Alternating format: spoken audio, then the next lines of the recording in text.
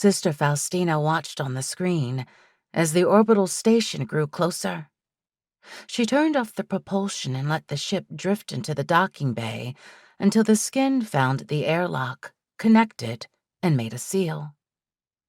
The ship jolted, and she startled, but all was well. It was still young and had a tendency to overreact to unfamiliar stimuli. Soon it would settle into itself. She restarted the gravity, and when she felt her weight again, released the moss holding her to the seat with a stroke of her hand. The other sisters were already in the ship's central chamber, preparing the goods they had to trade. Downloads of rare cereals, fresh produce from the hydroponics, assembled medical kits. Sister Varvaro was making a list of vitamin supplements they needed, but she looked up when Sister Faustina entered. "Our Lady of Seven Sorrows." "I'm sorry?" "For the ship, after Mary's Seven Sorrows." "I'll add it to the list." "I don't like it."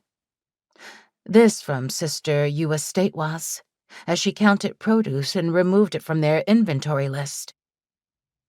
"Why not?" "It's sorrowful." There were two directions this conversation could go, one personal and one theological, and neither of them good. Sister Faustina held up her hand. "Add it to the list and we will discuss them all. Where is Mother Lucia?" Sister Eustatewas pointed toward the chapel. Sister Faustina hit the button that released the hatch between the rooms. The chapel was lit only by the lines of bioluminescent photopores grown in the ceilings of every part of the ship.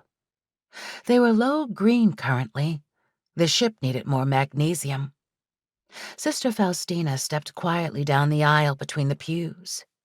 Every surface on a ship like this was soft.